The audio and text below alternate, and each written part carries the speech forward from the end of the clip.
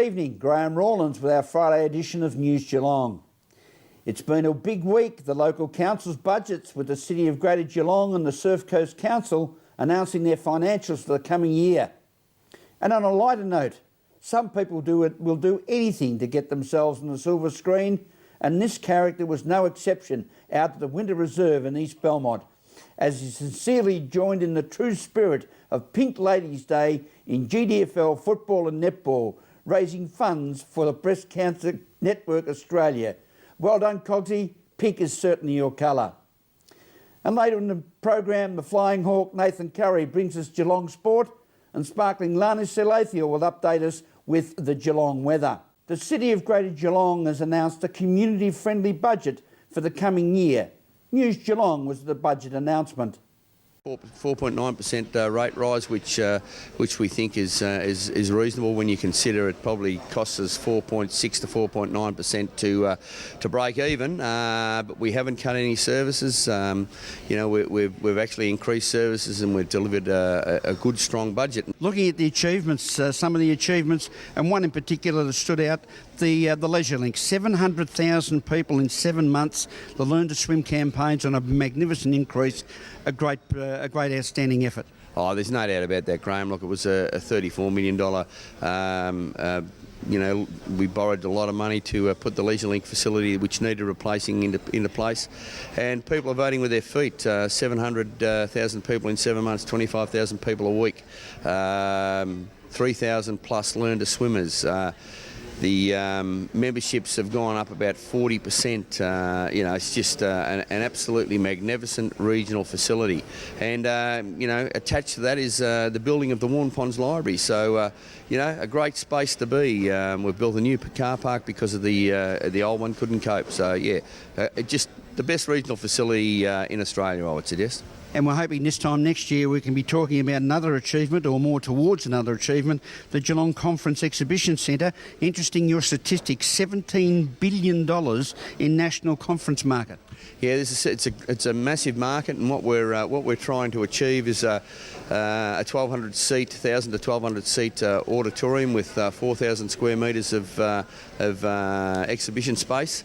There is no doubt that this facility is probably 5 to 7 years into the future. But what we're hoping to have by this time next year is a plot of land which will enable us to start to build on. And once we've got the plot of land sorted out, it gives us an opportunity to go to both the state and federal government and private enterprise to say this is what we're after, this is what we need to build. And along with that, I would suggest would no doubt come a new hotel and the like. So that would be a great stimulus. Geelong does a fantastic things in the convention area, and we haven't even got a specific convention centre. So we're an award-winning city for conventions, and we haven't really got anywhere to hold them. So this would be a fill-up for Geelong and the region.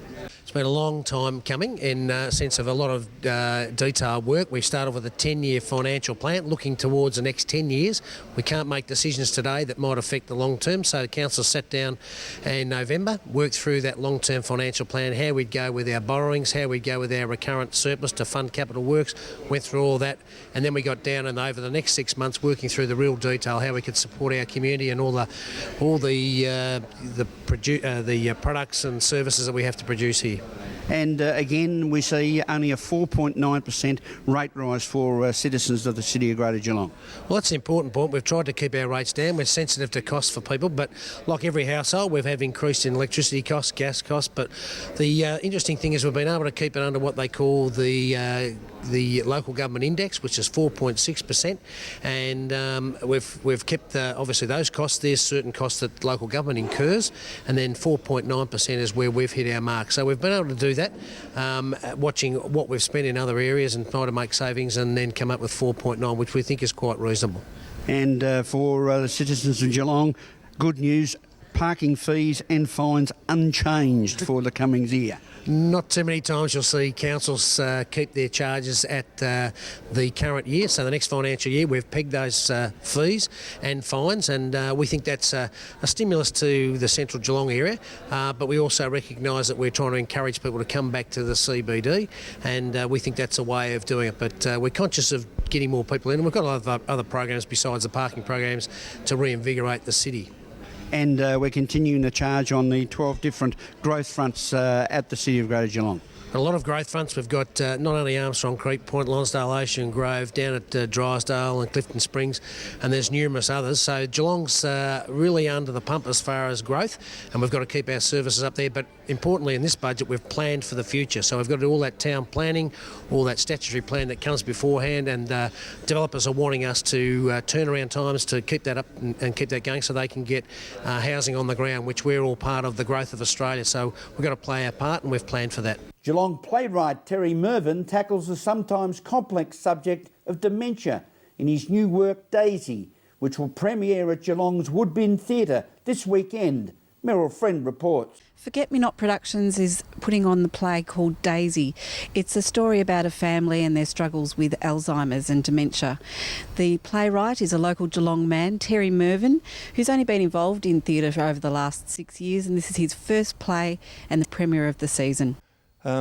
Saw our own family struggle with somebody suffering from dementia a few years ago, and a friend of mine, while we were workshopping one of my other plays, just came up with the idea of a play on dementia. And knowing how people do struggle from other friends and family, I thought there's a lot of richness in it. I tried to include a number of different roles. That's why it's such a large cast, because it covers children, family members, care workers, and I tried to provide something of encouragement for everybody in it. Fortunate situation of having Alzheimer's Victoria come on board as well. Yeah, look, that was a masterstroke by one of our production team members to suggest that, and when they read the script, they loved it, and they wanted to co-present it with us. And then with that credibility, we went about fundraising all of last year, and probably an 18-month effort to get the production together. And so the future of the play, I believe there's more in store? Look, there's potential. Somebody's having a look at it with a view of perhaps putting it on during Seniors Week later in the year. And also our director, Wolf Heidecker, has been successful twice in having plays selected for a VCE study play. And so there's the potential for next year as well. From the Woodbine Theatre in Geelong West, Meryl Friend, News Geelong. Thank you, Meryl. This is News Geelong as we go to a break and return with more news after this.